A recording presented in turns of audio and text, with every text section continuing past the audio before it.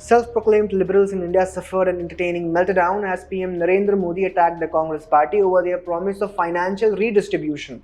While addressing a rally on 21 April 2024, PM Modi stated that if the Congress came back to power, it would give wealth of people to Muslims, citing former PM Manmohan Singh's statement about the minority community, especially Muslims having the first claim on the nation's resources.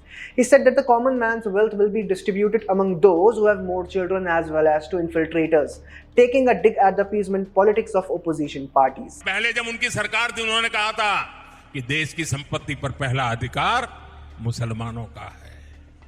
इसका मतलब ये संपत्ति इकट्ठी करके किसको बांटेंगे? जिनके ज्यादा बच्चे हैं उनको बांटेंगे, घुसपैठियों को बांटेंगे। As PM Modi said these words, the Congress party went bonkers, with INC spokesperson Supriya Srinath claiming that PM Modi spoke a lie in his speech. Other INC leaders followed her line and termed the PM a liar. Well, the criticism by Congress is expected, but hilariously, the ecosystem is even more rattled by PM Modi's words. Ex-user MD Asif Khan claims PM Modi is fear-mongering with his statement, but where's the fear-mongering? He was just criticizing the Congress party based on a promise which was stated by their leader Rahul Gandhi. And former Prime Minister Dr. Singh indeed mentioned how the Muslims have first right on resources. Since when did stating facts become fear-mongering? Alleged fact-checker Mohammad Zubair was rattled, working overnight on X as he claimed that PM Modi indirectly referred to a community as Ghuspaitiye.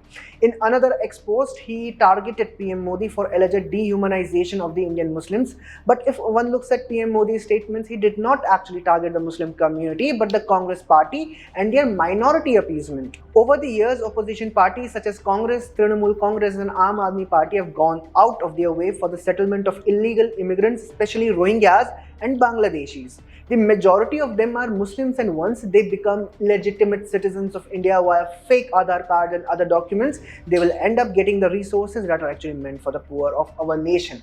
How is speaking up against the injustice that would be meted out to our own be hateful? Next comes primetime YouTuber Ravish Kumar, who ranted on X how PM's statement shows his politics only pretends to be development-centric.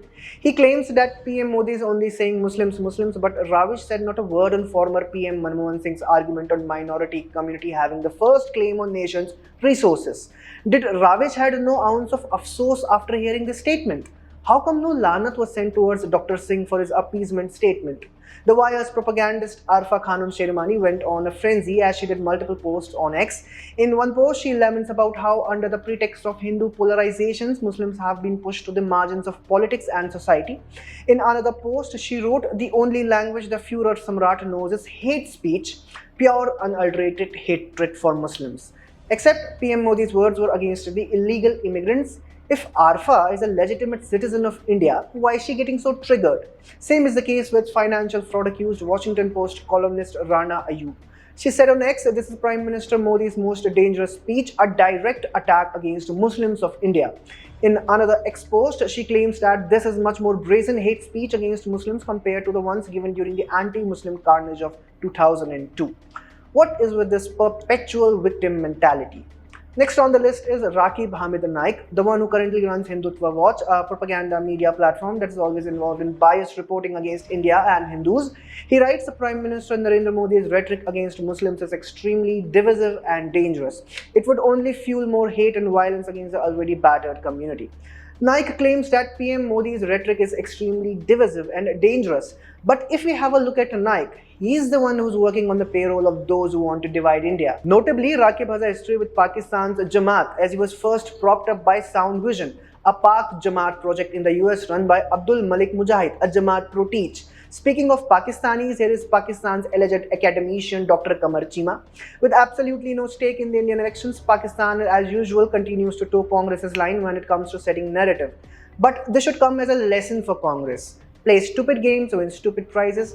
They promised utter chaos in their manifesto by coming up with brain-dead schemes such as wealth distribution and got a karara jabab from the PM in response.